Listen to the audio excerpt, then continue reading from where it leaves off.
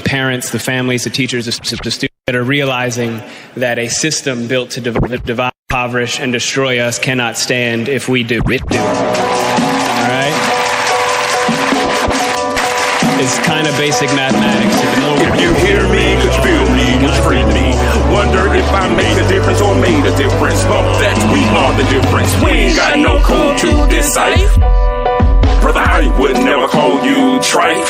You my brother, though they knife and fork our meals. Then cop the silly feels. Yep, it's slimy, kinda grimy, miscalculated the timing. But you can't plagiarize something in the skies and think we have no eyes to see something real as we. This is seriously who we be. We real about this. See, this here is true indeed, the real deal, thoroughbred, like collard greens and cornbread. Can't recite what's never said. Purpose keeps us fed. Real man, this is Grand A Hope Fed. But still, you are my brother. Above you, there's no other. Blood or something other. More like what the blood covers. Man, no matter what they say, we good over this way. This is positivity in the making. Helping others to break through. Without breaking. Without breaking. Without breaking. Without breaking.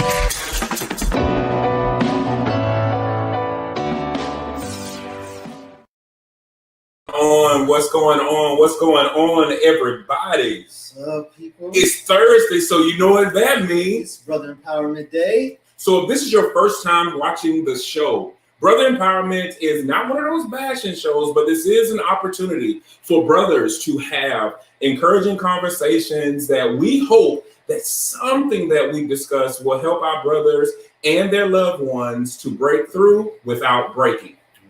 So before we get into our guest, bro, how was your week?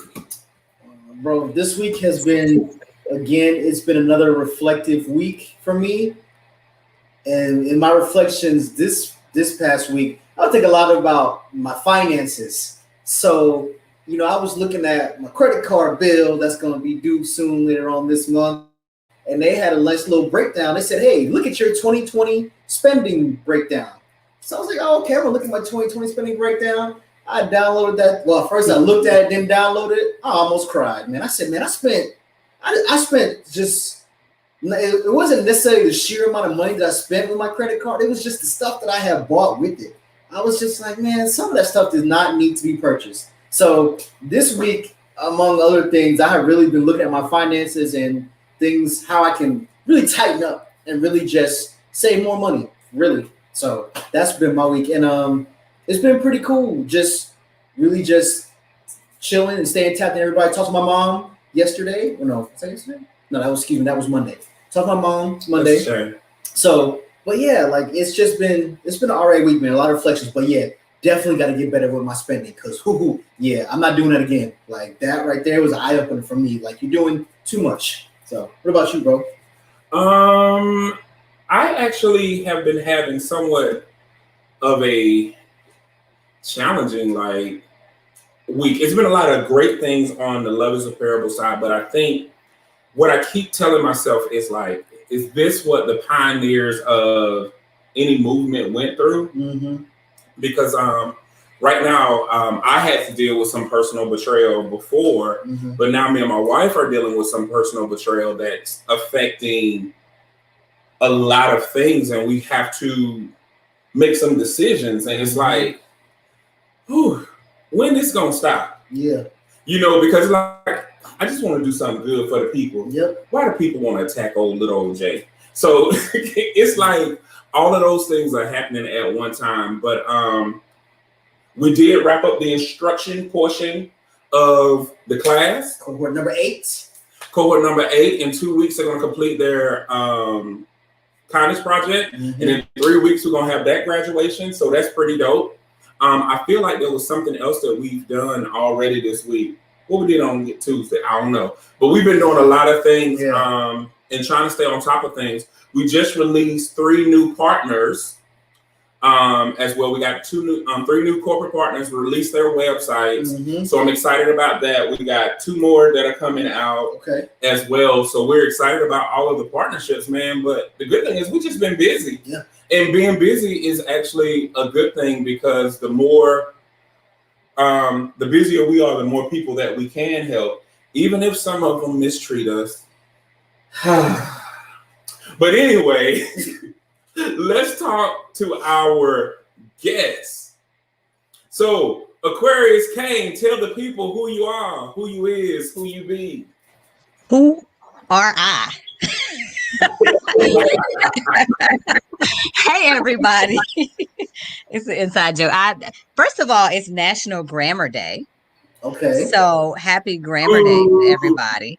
If anybody knows me, I think I've coined myself the grammar queen. So to start with who are I, it's just a little inside joke. But I'm Aquarius Cain, lover of learning, giver of knowledge, the overachiever, and the STEAM queen. So I am an entrepreneur. I've been in business for 12 years. I own Achieve Success Tutoring, which is, we started out as an in-home tutoring company, branched into virtual. Now we do homeschooling, test prep, STEM summer camps, the whole gamut. So we're like your one-stop shop for all academic services. And I am a new author, or at least of my first book about homeschooling last year, co-author with some other authors. And I'm a homeschool mom. Been doing that for about, we're in our 5th year. So yeah, with COVID going on, it's a little, we can't go nowhere. And I work from home. So yeah, that's it. Well, Ken, tell the people who you are. I was about to say something. I was like, no, let Ken get it out first. What's up, team? I'm glad to be here. I'm Ken Branson. I was a former filmmaker and photographer, but the way my mental health set up, right? The stock market is waiting for me to develop a little bit more discipline and stop being so freaking greedy before I could trade full time and enjoy the benefits of this money, right? So I got 3 kids, 15, 14, and 4. Please don't ask me about the 4, because that ain't none of your business. I got questions. No, go ahead. I know, right? But anyway, I'm excited to be here. I'm all about mental health, especially in the African American community. We got to kill that stigma, and just get some help, man, so we can send down some generational blessings and start instead of all these freaking curses we got going on. So that's me in a nutshell. Thanks for having me. So, guys, if a couple of things that we still have going on, just so you'll know, for those that you may want to tell people about who can't watch it on replay, please know that we do have Brother Empowerment, the podcast. You can find out all of that information at loveisapparable.com. Also, both training manuals are available now on Amazon. Found out they're at Barnes and Nobles too. Ooh. So you can go ahead on over to which one you prefer, so you can get those as well. And then, of course, we talk about success, but we don't talk about fulfillment in success. Get an opportunity to hear 3 powerful dynamic speakers give their take on it. You can get the video now at loveisapparable.com. It actually is 50% off right now. So you definitely want to get over there and get it while the getting is good. So they gave you guys an introduction, but guys, we gotta just say, like, I've known Aquarius since I was knee-high to a grasshopper. So it's good to have her back. For those who don't know, she has a successful online business. She's the one that I have consulted with to get certain things going. She is one that you want to get to know, because my Leilani, y'all know Leilani. Everybody know Leilani. My Leilani. Really has a unique way of learning, and she was able to get Leilani back on track, which I was proud of. And if you can do it for them, you can do it for anybody. Ken, in addition to being a videographer and a trader, man, he's an activist too, and an activist and an advocate. And so we're going to talk a little bit about some of the things he has curating. So, bro, go on and tell us who we got viewing so we can tell the lovely people hello. All right. So before I even do this, if I miss you with the shout out, please drop us a comment so we can shout you out. We don't want to miss anybody. Yeah. So let's see who we have. We have Latasco. Hey, what's up, Latasco? What's going on? She was on last week. Yes, she was dropping that everything. Made me cry. Yeah, that too. Hurt my feelings. Let's go skip over that. Yep. Rashia's on. Hey, Rashia. Hey, Rashia. We got Kenya's on. Hey, Kenya.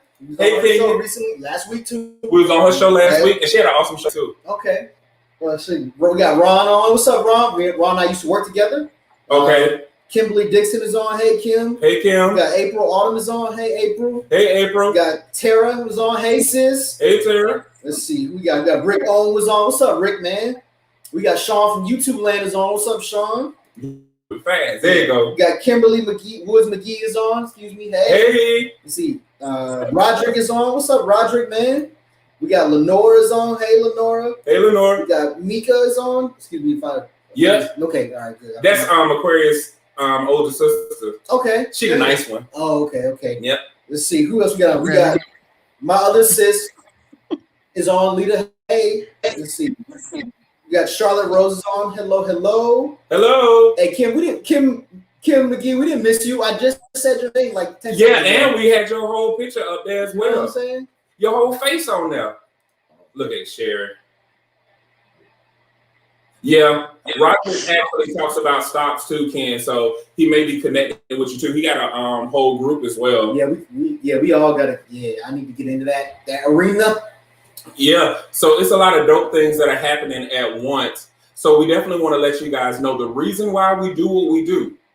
Researchers have found that at least 1 in 6 men have experienced sexual abuse or assault, whether in childhood or as adults.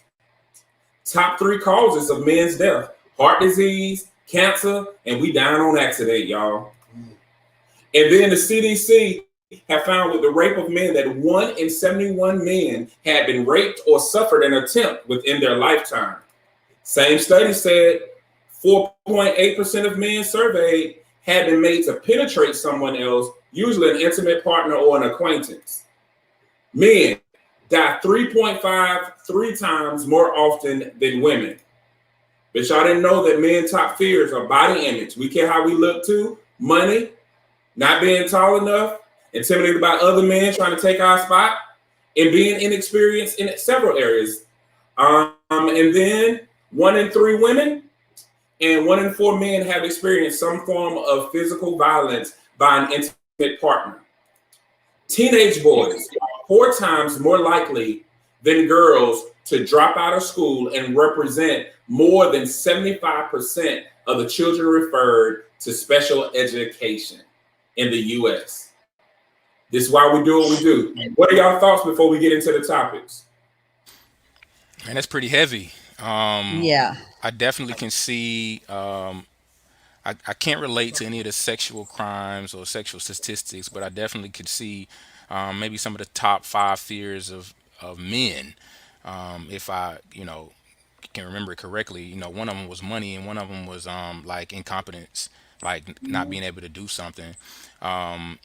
So just real quick, like that number 5 one, I kind of experienced that a little bit when I was on the stock market. Like from November to December, I made a killing, right? And then for some strange reason, my mental health just got the best of me. I'm being inexperienced, and it made me pull back. Like, do you really got what it takes to be a full-time day trader, bro?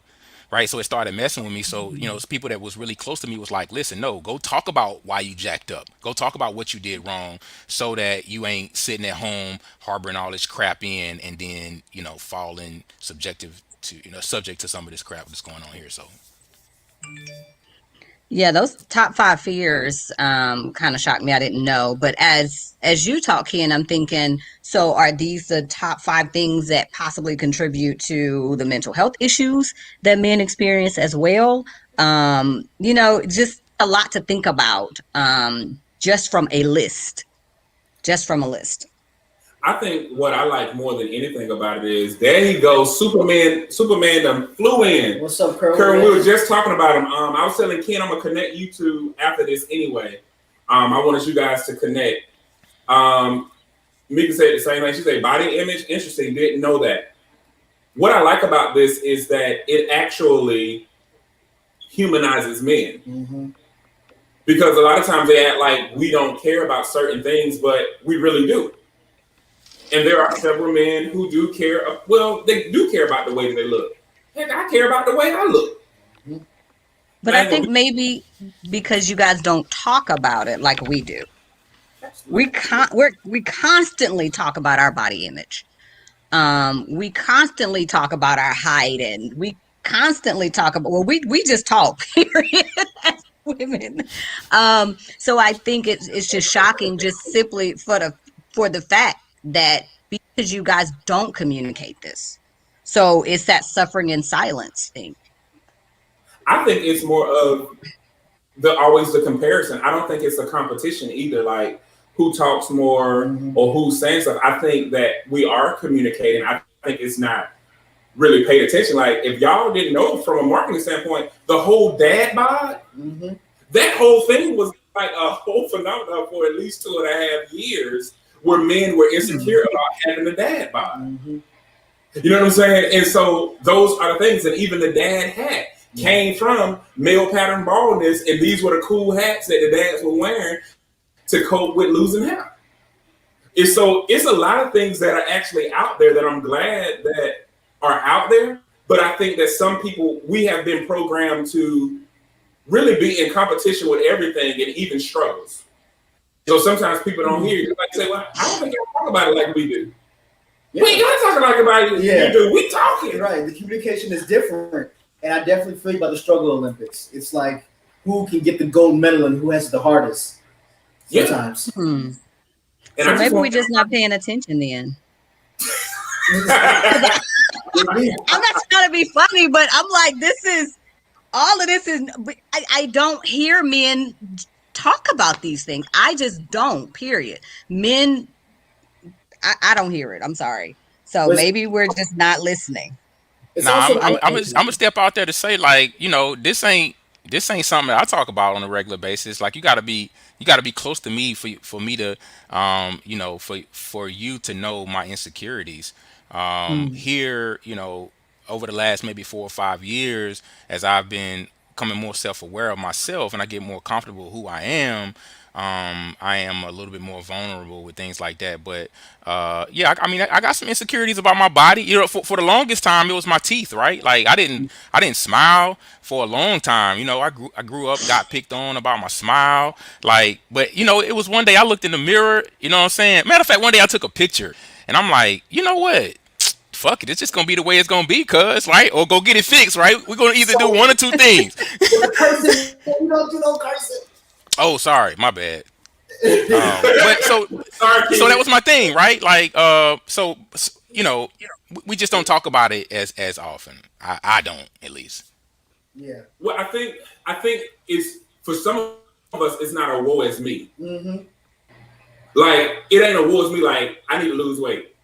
I ain't gonna sit there and say, "Oh my God, I'm just so fat. What am I gonna do?" No, it's like I really need to lose some weight, and we probably like, "Yeah, you do," and we keep it moving. I don't think that I don't think that it has to be the dramatics with it. Just like when you're talking about your teeth, I know several people who'll be like, "I need to get these teeth fixed," and they keep it moving. That's not meaning it's less of a concern. I think that people express how they feel differently. And I know I'm guilty because a lot of people are like, man, you don't, because I don't look like what I'm struggling with. And so they'd be like, oh, you funny. I'm like, no, I'm really down right now. And they'd be like, no, I'm really like down.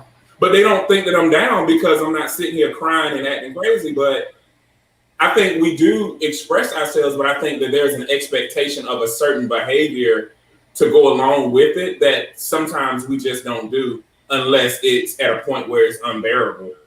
I agree with that for sure. Yeah. What about the money piece though? Like I know we talked about that 2 and that 5, but that money piece, or maybe 1 and 5, but that money piece is huge, right? I know that, you know, in my former marriage, like money tore my marriage apart, right? The lack of, because daddy was broke, right? And ain't no woman respecting no broke man. I don't care if she your girlfriend or your wife or whatever, but after a while, we become a bank, and if you ain't producing, you know what I'm saying, you don't matter. I'm gonna have to disagree on that one. As a married woman, we do respect broke men. We respect the responsibility, the accountability, and the plan to not be broke soon. That's what we respect. Now, if you ain't got no plan to not be broke, then we begin to lose respect. But it's not, we don't lack or lose respect because you don't have money. Mm-hmm. We lose respect because you don't have a plan. Period. That was heavy. Mhm. Now, Mika say we don't verbalize our insecurities, and we kind of talked about that. Yeah. And Kim said we put it out there. Speaking women, put it out there. Sean over on YouTube said men internalize it and suffer in silence. Every guy that doesn't have a perfect body hates their body. Every guy. So perfect body. Yeah, because this body got some. I think we all have things though that we can point out in Kim ourselves. said, I think we are dismissive as well when men finally do express themselves. Yeah. And Mika said that's funny because women are dramatic with our insecurities. Sherry said, I did too about my gap and my teeth. That was my insecurity. And Roger said, let's talk about being financially free, secure financially. And they talking about absolutely. I say temporarily out of funds, not broke. Word. Yes, ma'am. Speak on it, sister. Got an amen for you. And Ricky said, every woman is different. I definitely have seen some that expect you to be of a certain status and financial level. Mm-hmm. And Roger said, I think a certain godly woman respects the man if he has or if he doesn't have. You do have to have a vision, plan, and goal to offer her. You about to say something? Well, two things. One, I was going to say too that when it comes to men's insecurities, I also said that it's communicated differently, but it's also just like bro was saying, the dad hats and dad bod, things are marketed differently. So some women may not even look at that as men talking about the insecurities, but really it is. But it just goes to show that some communication is not the same across the board, but doesn't mean that it's not communication. And the other thing I was going to say about money is that money in general, especially in this country, is a source of contention. One of the biggest reasons for divorce is financial hardship or financial differences, whatever you want to call it. But money in general in this country is a source of contention with everything and everybody, friends and romantic partners. Otherwise, money is something that's just infused into our lives, because it's needed. Yeah.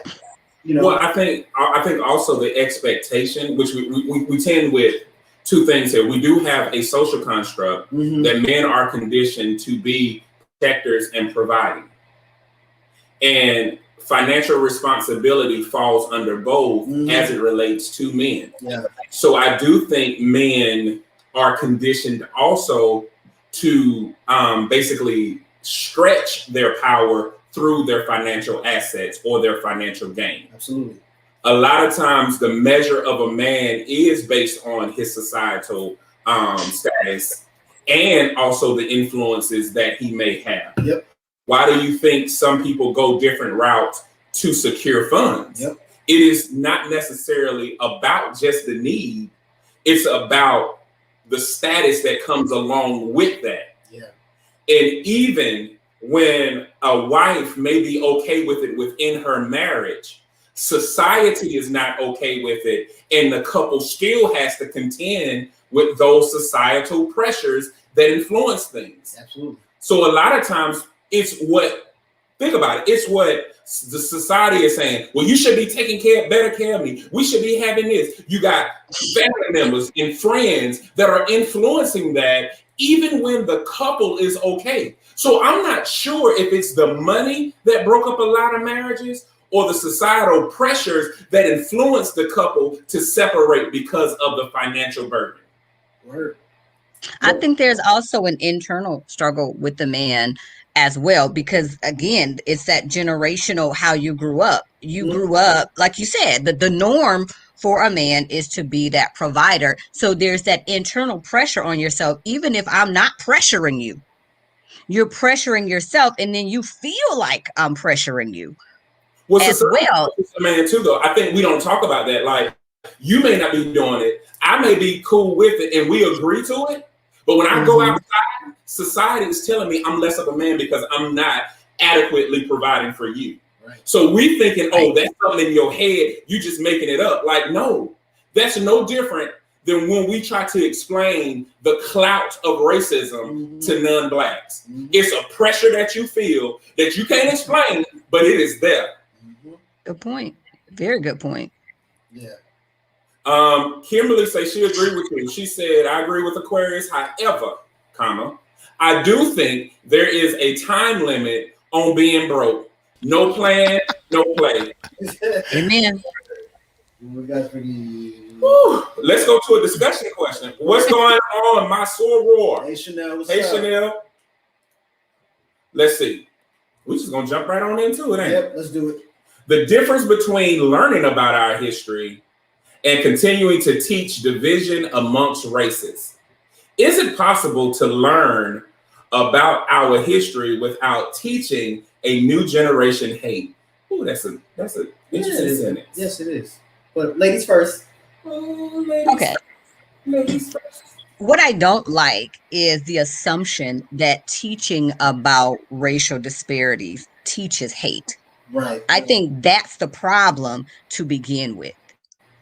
I'm sorry that you're so insecure about our history that it makes you feel like we're beating up on you to talk about it, but that's not our problem.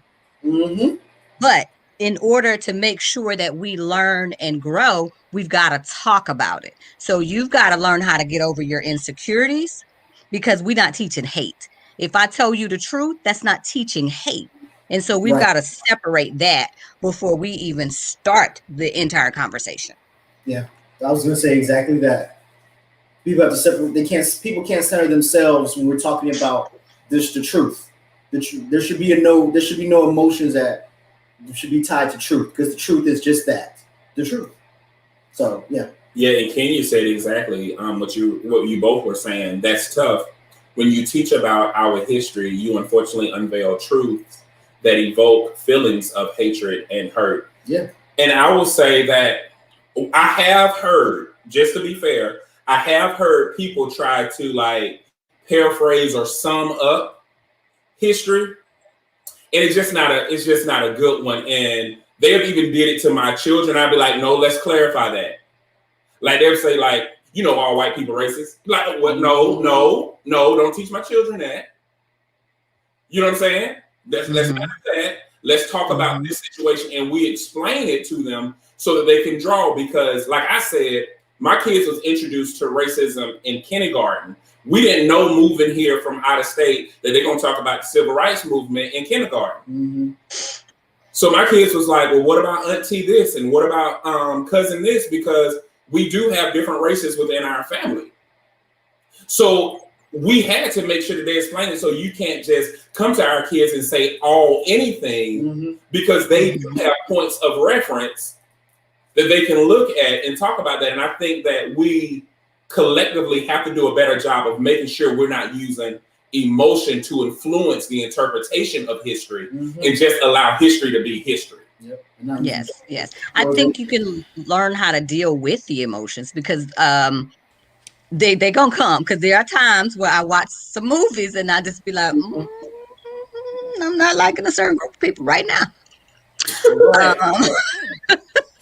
It just invokes. So, but we have to be aware of our own biases. I know I can be biased sometimes, but that's my lens, right? I have to talk with my child about that, because he's like, to him, everything with me is race, black, white. And I'm like, babe, we had this conversation the other day. You have to understand how I grew up. How you grew up is different from how I grew up. Yeah. And then you haven't experienced a twinge of racism yet, thankfully. However, I want to prepare you so that you know how to deal with it. But we have our internal biases based on our experiences. So yes, the emotion's going to be there, but we have to be able, again, to separate those biases, to separate those emotions, and just stick with the facts, stick with the truth, and then carry that forward and teach the differences between them. I want to kind of have a play on words a little bit, learning about our history. I think that there are a lot of different pieces of history that we can teach our kids. or the new generation, right? It doesn't always have to be all about racism. Did it exist? Of course it does. Does it exist right now? Of course it does. However, I like to talk about Black Wall Street. You know what I'm saying? What happened, in the late 1800s, how blacks went, created Black Wall Street, and how we thrived in business regardless of what was going on around us. Now, Aquarius, I like what you said about, hold on. No. What's your name again? I'm sorry. It's Aquarius. Aquarius. It is. Aquarius. Okay. I like what you said about teaching them how to. The how tos is more so like, you're a black man, Jaden, and you taller than me, right? You about 6 foot tall and you about 190 pounds. I need you when you go in the store. We already got masks on, so pull your hoodie off. Okay, it's not so much like, oh, somebody gonna think you trying to rob the place. It's like, listen, look, you got your mask on, you got a hoodie on, like you could look like a suspect, bro. You know what I mean? So I teach them stuff like that, but not as far as, you know what I mean, the racism portion of all of that. I definitely agree with you. Before I do, Kenya said you can't detach emotions from the truth, though.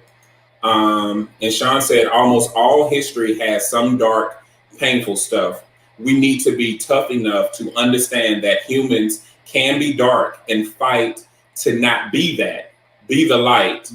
And Kimberly McGee said, my white friends find me safe to talk to about bigotry because I'm biracial, but I challenge them to speak to someone who can't pass, which is a whole other topic. But most white people don't want to feel the shame of the past. I will say that we do, and I keep saying this, we do a great job.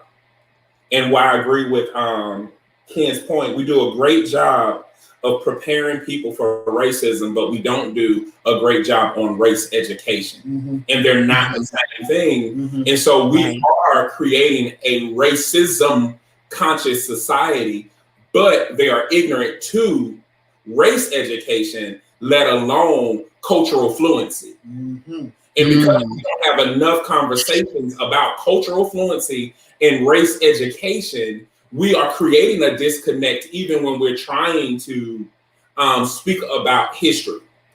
And to Kenya's point, I believe that it may be challenging for you to detach your emotions from the truth, but you also know when your emotions are influencing your delivery and the way that you may be interpreting that particular situation or incident. The case in point, I hear so many people talk about, well, if it was me, I wouldn't do blah, blah, blah, blah, blah. Well, until you're in that situation, you really don't know what you will do until you in it. And so that is not really part of the history lesson, what you would do. Hey, I want to add to that. Kimberly said something real good. Most white people don't want to feel the shame of the past. Hey, what if that white person ain't racist, right? What if they don't come from a lineage of racism? You know what I'm saying? I feel like we, especially when this whole Black Lives Matter movement started, I feel like we as black people, we require the white person to stand up for racism, just because they was white. And like, what happens when we put them in a space that they don't belong in? They put us in a space that we don't belong in. Like, we just as hypocritical as they are, man. You know what I'm saying? How so? So I'm not following you. having a conversation. She said most white people don't want to feel the shame of the past. And I generalize it. I say all. So it's just like when this whole protesting and stuff happened, right? It was, most of the black people was like, yo, white people, I need y'all to say something. Y'all the only ones that can stop this. And in my mind, it was like, no, like what can we do ourselves, right, to overcome the stigma of racism or all the racist things that happens. I'm just saying it's not all white people's fault. What happens if they're not a racist white person or they didn't come from racism? Like, how can we expect them to do something about it? I don't think we're saying, because I've said, listen, my white friends, I'm gonna need to hear you. We're not saying that they're 100% responsible for fixing this. What we're saying is we need help fixing this. We can't do this by ourselves. We've been trying to do this by ourselves for how many hundreds of years? It's time to step up. It's time to join the cause. Either you with it or you're against it. You can't play the middle anymore.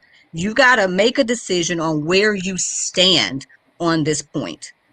Either you are for racism or you are against racism. And we're just basically saying, we calling you out.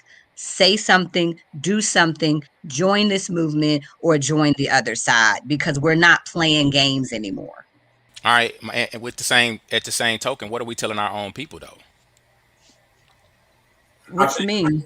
I think those are two different things that can happen at the same time. I get what he's actually saying, meaning that this is my point too. We don't have enough race education. Mm-hmm. And so because we don't talk about race education, we immediately go to racism and assume that people understand racism, and they don't. Mm-hmm. I have seen some people say, well, in the day of Google, you don't understand this, you need to Google it. That's still not helping someone who is, because I have seen some non-blacks try to be allies, and they have been so turned off that they're silent because they don't want to offend people. Mm-hmm. We created a whole class for people to attend because of that, because it was so many coming saying, I feel attacked if I ask a question. So when we're saying, what do? We do have to do a better job collectively on explaining race education. And there are always going to be outliers, and everything doesn't automatically equate to racism, even though there may be some inherent racism in the response of behaviors. Meaning I may do something, but if you don't tell me about it, I don't have any history of it, but my intent is not to be racist. Case in point, don't stay outside too long, you're going to get dark. You're going to get too dark. Nobody said, well, what's wrong with getting dark? Mm-hmm. Being dark is a beautiful thing, just like being light. Nobody knows that that's inherently racist unless you explain it to them. So we have to do a better job of explaining things that we think are commonly known, because common sense ain't common. I think maybe the breakdown in being able to explain it is because it's such an emotional thing. It's sometimes you don't have the words to explain it. Sometimes it's kind of hard to explain it. And so I think we struggle on that end. And so it turns into frustration because you don't understand. But really, I'm frustrated because I can't really break it down to you to help you to understand it. So I feel like you should automatically understand it because I'm emotional right now. If that makes sense. Yeah, I think that's an opportunity for all of us to really step back, going back to what Kenya was saying.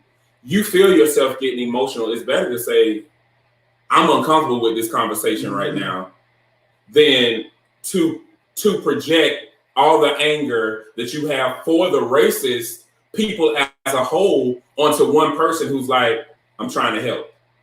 You told me to speak up, but I don't know how to speak up if you're not explaining it to me. And we do lash out. Mm-hmm. You see what I'm saying? So that's part of that opportunity there. And then also, I think Sherry talked about we need to also teach our children about financial freedom, which I am an advocate of too, but I don't think we teach about inherent racist practices within the financial institution that also hinder certain people from progressing before they do that.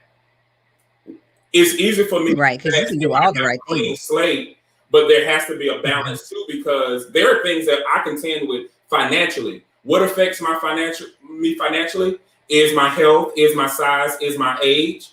How much insurance that I'm take out is affected by those things. All of that is social economical. And we don't talk about, it's like we pick and choose topics to talk about, but we don't talk about how they're in relationship with one another.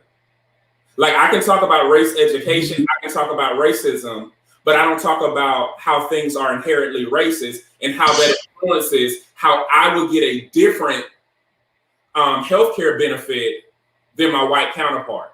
I would get a different insurance bracket than my white counterpart.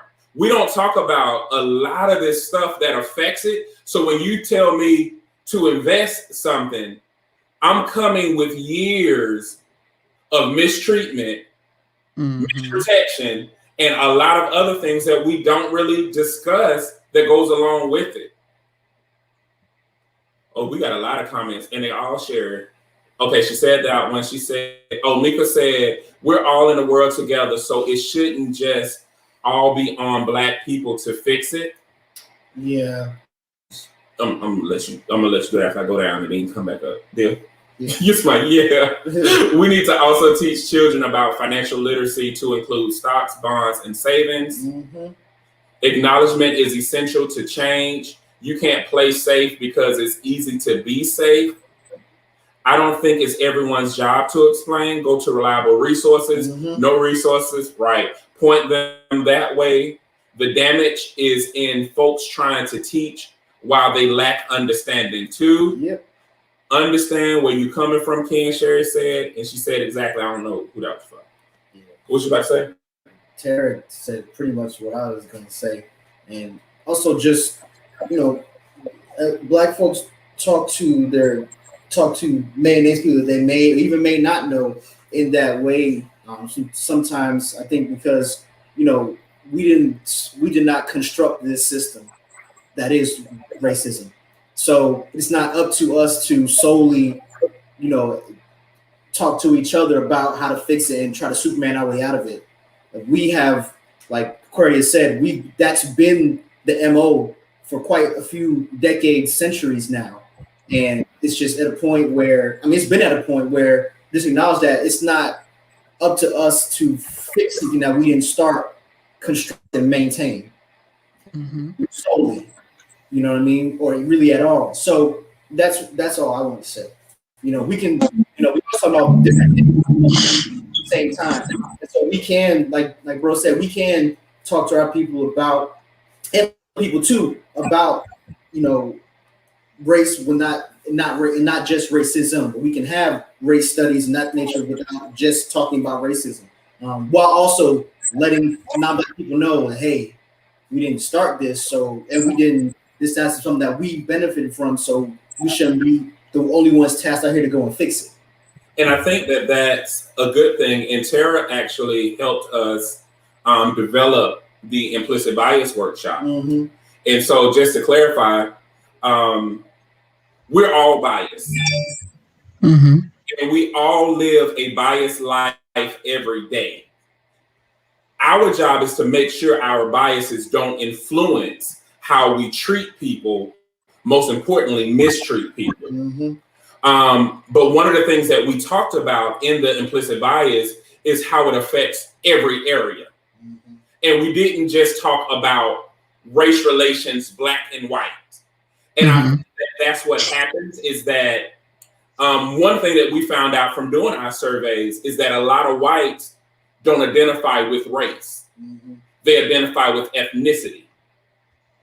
So explaining to them that the American Black really don't have ethnicity because we don't know truthfully where we're originally from.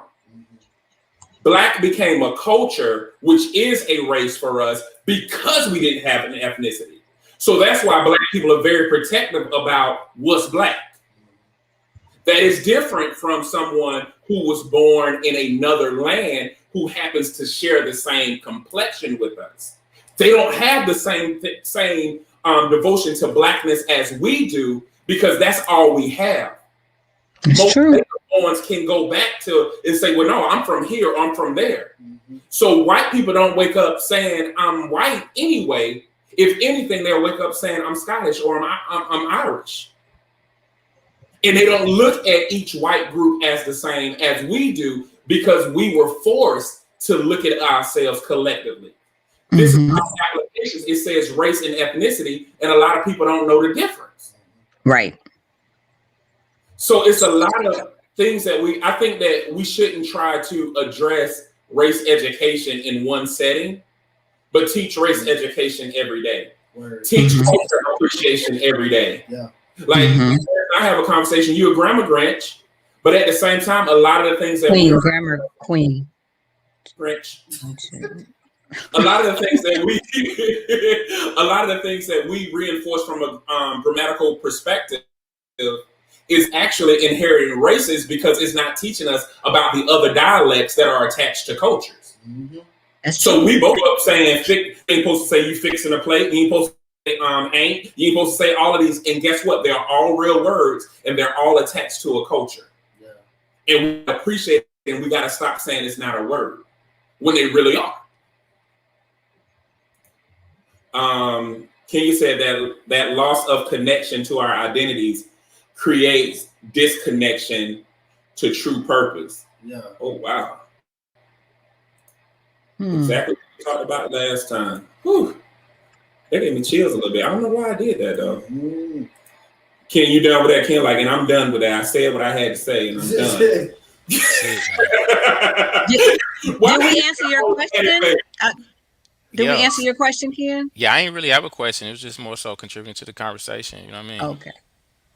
He gave that damn face. Yeah, like, I ain't saying no more. Yeah, that's it.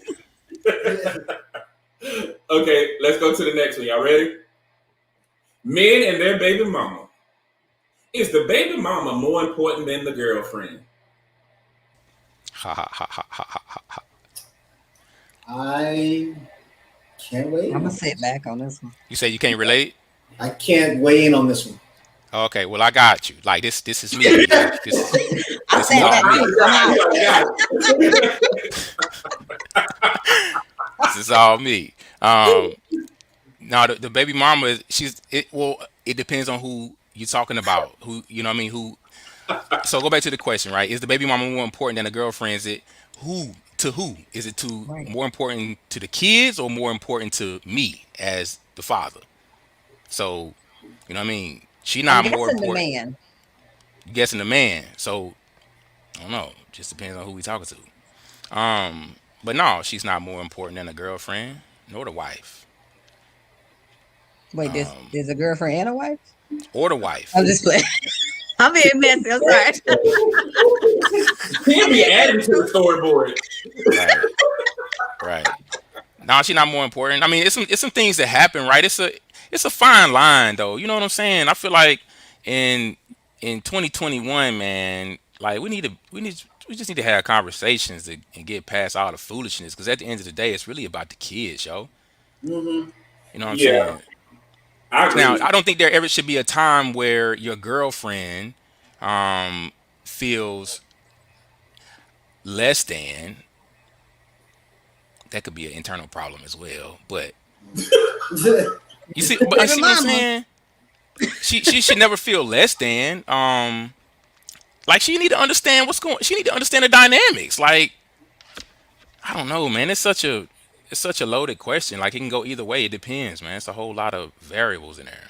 So I'm guessing maybe these things are not established in the beginning, and that's the original problem. So the boundaries, the relationships, the responsibilities, where we step in, all need to be established in the beginning. When we have children and we get into relationships with other people, there needs to be a standard set. Mm-hmm. I ain't trying to be funny, but what aggravates me though is, for one, we got to talk about there's a stigma associated with baby mama anyway. Anytime we say baby mama, we automatically think drama. Mm-hmm. And every child's mother is not drama. Mm-hmm. You know, and we also got to realize that going into a new relationship, you as the one, especially if you don't have a child with that person, the baby mother will take precedence in a lot of things because a lot of times it is about the child. Mm-hmm. And I know several men who struggle with this because you don't want anything to happen to your child, and you definitely don't want anything to happen to your child's mother. Mm-hmm. And sometimes when you don't have a child, you play petty games that you wouldn't play if you had a child. Mm. And so when it comes to that, and we're talking about, even if boundaries weren't clearly set and defined, just being a human I would respect a child and a child's mother and what they having on with someone I'm considering to pursue. Mm-hmm. And I don't think they look at it like they're not equal. Baby mama had a past with this person. Mm-hmm. Girlfriend is developing a future with this person. Yeah. There are things that will never be spoken or never understood. But when people bring children into this world, it's a bond that you can't explain. Mm-hmm. Rather, no matter how volatile it may be, there still was a time that there was a mutual consent. Yeah. Yeah. And when you start doing that tug and pull, you run the risk of things because you don't know the whole extent of what that mutual agreement was when it was intact.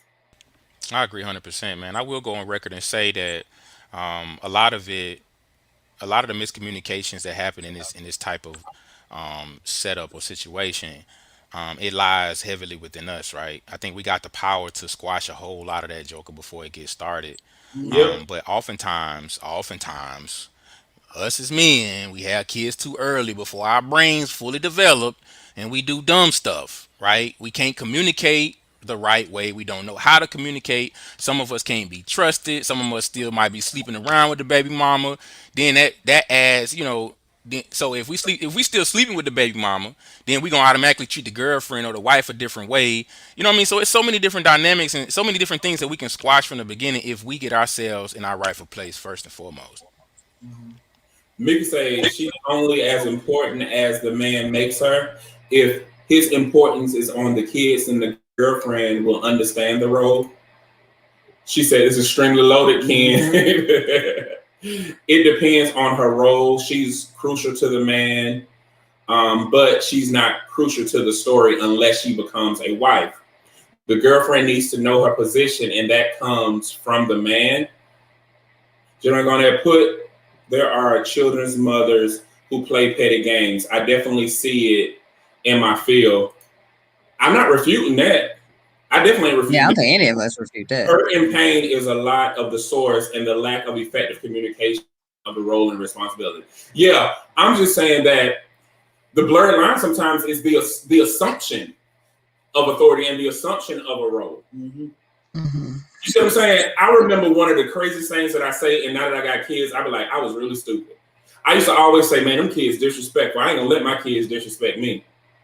Man, kids get a new level of disrespect when they know that you care about them. Mm-hmm.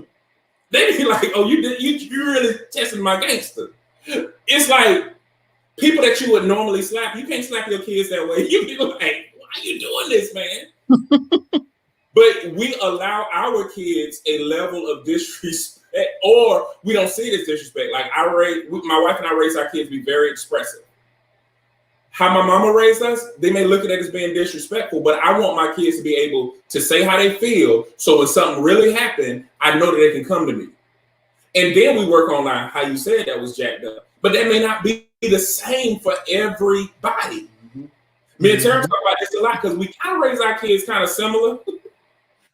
So it may not be the same for everybody, but I think that there is an opportunity for us to have a conversation. Like there have been people that assume that the baby mother is disrespectful, and it could be just how she talk. Mm-hmm. Like and they don't understand that, and now you got this pressure of I wouldn't let her talk to me like that. That's really how she talk. That ain't nothing. And I think that a lot of people assume they understand and assume. And you ain't the one in a lot of those predicaments. And I think we need to learn how to I do think communication is important, but assumption is more important before the communication even happened because you assume something is understood and it's not. You need to check your assumptions because you might have expectations that nobody is trying to adhere to. Mm-hmm. I want to point out two things. Kenya said hurt and pain is a lot of the source of the lack of effective communication. So we got a lack of healing from the relationship for one thing. We got a lack of healing.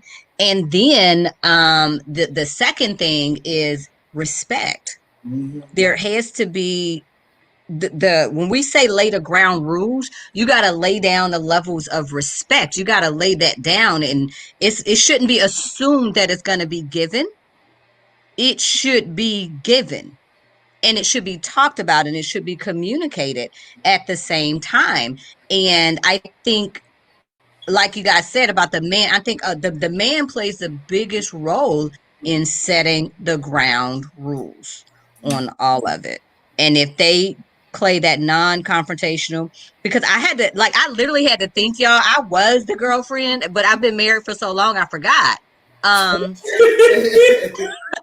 Like when I met my husband, his daughter was 7 years old, and I had to deal with that. And I wasn't even trying to, but there was this unspoken competition, and I wasn't trying to compete with nobody, baby. You out the picture. I'm in the picture. What you talking about? But there was this competition that they had with me, but I wasn't competing whatsoever. You were in the past. I don't care what y'all did, when y'all did it, or how y'all did it, but I'm going to love this baby. I'm going to respect this baby. I'm going to do what I can for this baby. And that's it. We can communicate about that. But I think that animosity, because of some unspoken competition, causes a huge issue. And then as the girlfriend, everything we do is scrutinized.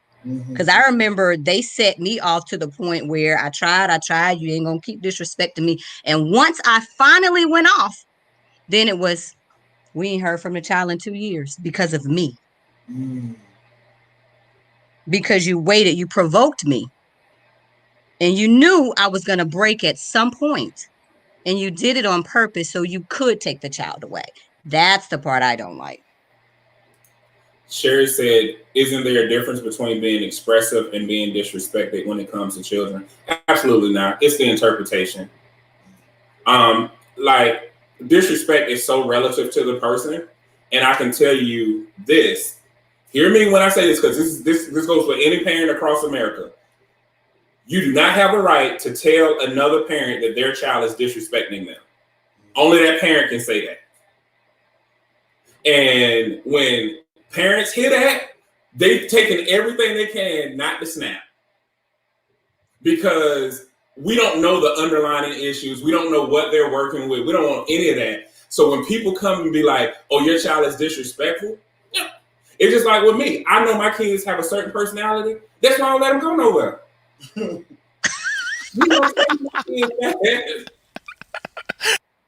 got a whole place to play. Where you gonna go? Daddy and mama play with y'all. Y'all, where y'all wanna go? Because I don't want that on them, and I want them not to grow up with the issues that we have. But that's why when people like bring the kids up, no, they fine. Or we'll be with them. Because you're not gonna hit our kids, you're not gonna say nothing to them, none of that, because that ain't in your jurisdiction. Just like when I'm there, I even tell my mama, like, these my kids. People, you gotta learn, and we gotta advocate for our kids. These my kids, they do what I tell them to do. And the same thing for my wife. You don't say nothing to my wife, she is off limits. I don't care how tight you think we are. We're not tight enough for you to say anything about her. You don't have the jurisdiction. Shut your lips. I'm just saying. As soon as it come out their mouth, no, that ain't that. Nope, you don't have that right. We can talk, but you ain't gonna say nothing disrespectful to her. So you proved the point. The man sets the tone, period. Well, no, my wife sets the tone on her side too, though. I feel like it's a mutual thing. Yeah. Like, you ain't gonna say too many. I don't know if you'll get a whole word out about me to my wife. I don't think that'll happen. Now, I might prove me wrong. You might get lucky, but Kim say too many girlfriends try to be wifey before the ring and try to claim the position based on how they may feel the baby mama has in his life. Again, the man sets the stage for the success of the story.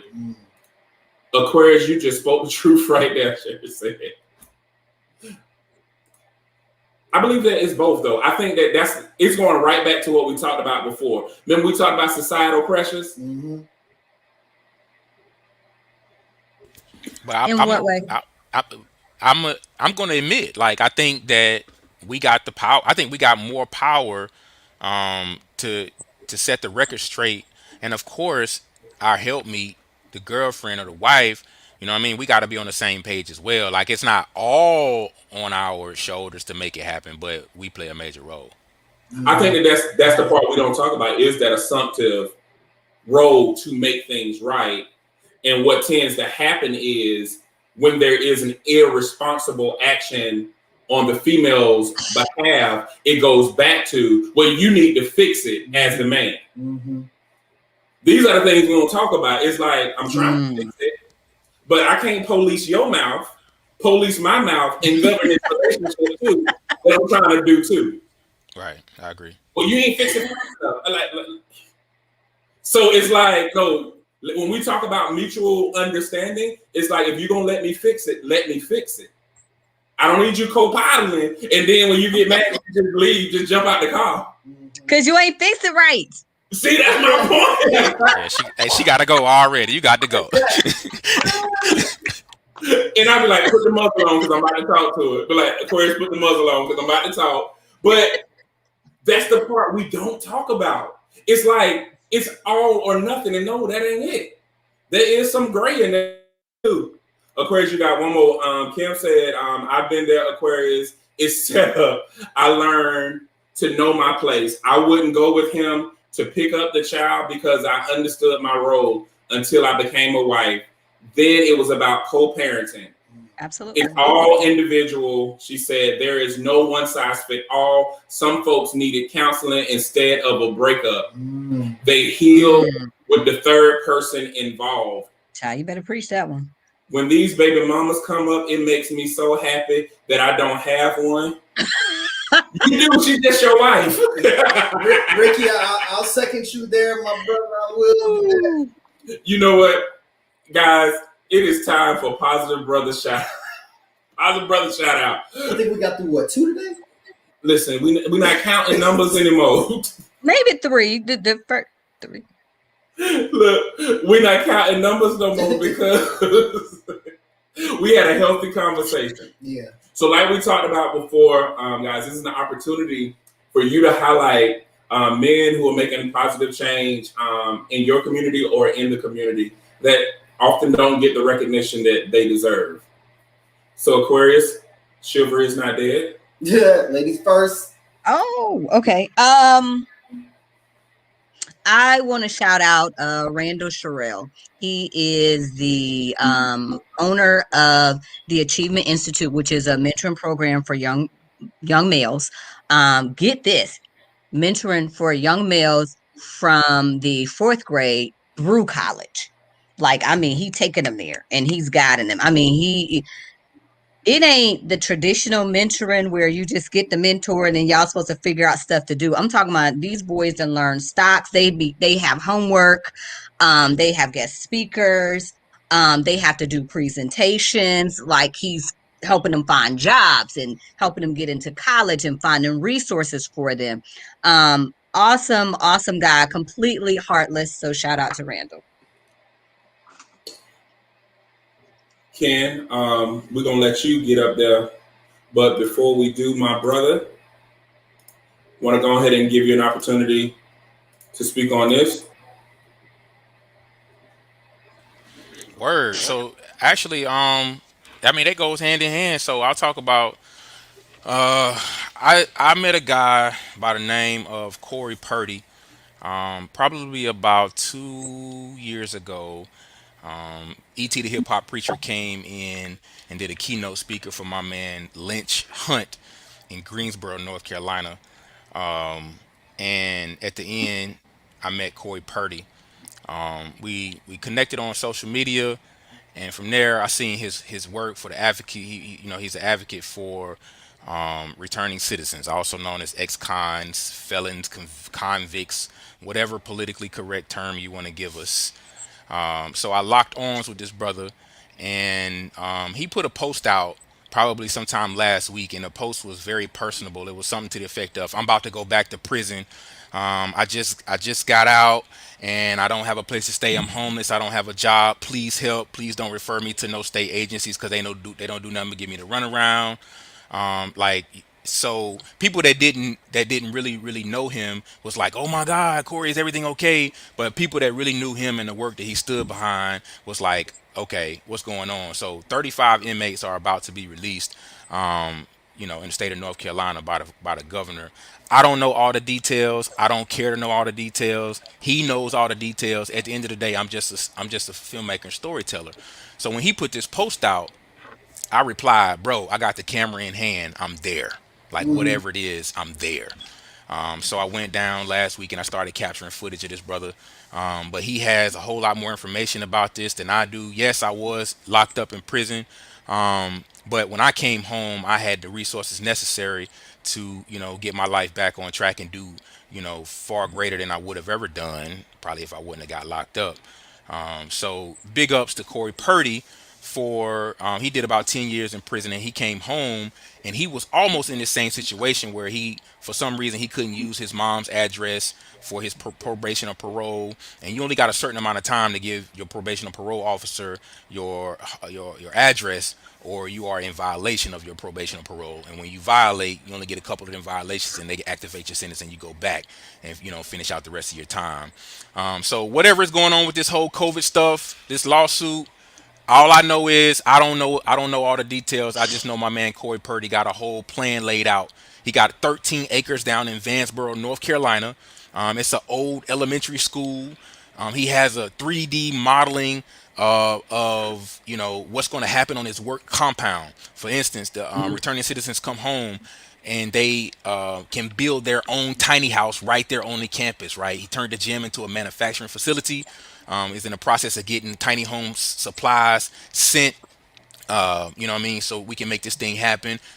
Each returning citizen is going to build their own tiny house. The transportation system that he put in place will be able to take their tiny house to wherever they want to live right now, because they have an address, and they won't be in violation of their probation. Some of the returning citizens will be there on campus, right, to further the mission and the efforts of what's already going on. And of course, he has a wash away unemployment, where he was helping returning citizens get jobs and stuff like that, but he ran into barriers. He like, man, look, these jobs ain't working out for these folks. We want to make most of them entrepreneurs as we can, and use the community to get jobs for the rest who don't desire to be entrepreneurs. But I'm killing two birds with one stone right now, because that was the guy that I was actually going to shout out in this whole joint, right? So thank you for putting that together. And I guess that's about it, man. That's about it. Oh, right now, we are in the first phase of remodeling, or getting this thing up to where it needs to be. We got a campaign going on GoFundMe. He also has a donation website as well, a donation tab on his website where you can go donate. I even put a little spin to it to my folk out there who follow me and who understand my storytelling abilities. Like, if you donate $1,000, I'm coming to do a free promo video for you, 2 to 3 minute promo video. Right? If you donate $5,000, I'm coming to spend a whole month with you and help you develop content. Right? That's just how much I believe in what's going on with this project. My man Corey Purdy is killing the game right now. He's super passionate about everything that he does. He always promotes everybody else's stuff, but he never promotes his own stuff. He's been sitting on this project for 2 years. 2 years he's been sitting on it, because he's sitting on everybody else's board, right? But I'm like, bro, you humble, like, but it's some folk out here that's like, they got your back, right? And I'm one of them. I'm one of those people who got his back, and I'm gonna do everything I can to further this brother's mission. That's what's up. That's Yeah, what we'll do is I'll admit that I thought I was very learned about the criminal system and also the judicial system. It wasn't until Kerwin Pittman came into our lives, and he really schooled us on a lot of things. So I learned a new word because of him: recidivism. Yes, sir. Recidivism, incarceration prevention, and life enrichment are his 3 pillars. And so what I would definitely like to do is, Ken, once you give us the information, the specifics, I know it's in the video, but we're going to put a nice presentation, and we'll share the information on all of our social media platforms as well, to curate a response and get as many people involved. as possible. But also, I want to make sure that you connect with Kerwin as well, so we can get this moving, because he also sits on. When you were saying that, I literally fussed with him about. Kerwin got a lot of projects that he's sitting on right now. So I hope you hear this, Kerwin. But he is there for everybody else, and I hope he's hearing this to get some of those great things that he has on the back burner out as well. And so I definitely will push this, because all of this stuff is very important to us as well. And he's one of the brothers that serves on our advisory committee and a collaborator for Brother Empowerment. So thank you what you're doing, and we'll share it everywhere that we can, and also put it on the website as well, so people know. Super dope. I guess it's my turn. I got lost. No, first and foremost, I got to shout out my brother Jay, as I often always do. Man, it's gonna be 3 years in November, and look at what's been going on. We rolling. So we were just talking about this. I think we were talking about this just yesterday. How it's just this year we had a couple guests last year, but this year we have guests every week for the next couple months. Like, we are booked. So it's just been a heck of a journey, and just we're building a network, connecting with people, and really just making a difference. So I definitely got to shout out my bro, because who else would I be doing this with but him? So we got to shout out Ken for coming on, man. You're definitely a positive brother, man. It was definitely great to meet you, and I know that we're fans of repeat guests, so we'll definitely have you up here again. So I definitely want to shout out the bro Kerwin, aka Superman. Ricky. All the other bros that are on the live, Sean, that come on every week and support us. We love you guys. Yep. And the last two things, I want to shout out the brothers who, like Ken was talking about, like Corey Purdy, like the brothers who are really stepping out here and really making a change in the community, but they're not looking for a camera for their own personal accolades or their own personal, pats on the back. They're looking for a camera to really have a spotlight on what's going on and how to help people. That's what they're looking for a camera for. And so I definitely want to shout those brothers out, because that's big right there. And I also want to shout out brothers who are, having the tough conversation with people in their lives, to whether it be to release people or to mend relationships, really just to get stuff out. Those things right there are, because contrary to popular belief, men do communicate and we do talk. Again, it looks different sometimes. Sometimes it takes a while, but we do talk about things that bother us and things that we're going through. So, I want to shout out to those of us who do that, because I know that those conversations can be different between not sleeping and really being okay with the person that you are. So I want to shout out to those brothers too. Yep, I remember a time when my brother didn't say nothing. Whatever, man. But definitely my brother. We went from perfect strangers to best of friends, and I appreciate everything that you're doing, man. Ken, he already said it, man, and I'll only be echoing what it is. I actually look forward to building with you. And the same, I actually look forward to, never in my life have I ever known men who didn't have ulterior motives and they truly wanted to help men build collectively. Never in my life. And we have so many dope men in our network right now, and I just can't wait to introduce you to them as well, because we were just talking about that. So it's a lot of them that are doing great things, and they just want to help. And I'm glad that you are a part of that network for me that will soon be a part of a new network of other men. So drum roll, let me stop. But Kerwin, Ian, Ahmed, Ricky, Alex, Ishad, John Wilson, my little brothers, Tramel and Mike, my older brothers, Rodney, Darrell, Vincent. Thank you guys for all of the things that you are doing. Desmond, thank you for all of the things that you're doing. Thank you for supporting me. Sean, thank you for being there. Bill Rose over at Oasis Church, thank you for supporting us. Mark Savodi, thank you for supporting us. These are people that are really helping and really doing great things. We love you and we appreciate you guys for everything that you're doing. Aquarius, thank you for being a voice, for helping. Yes. Because you are helping and you're raising the next generation of men.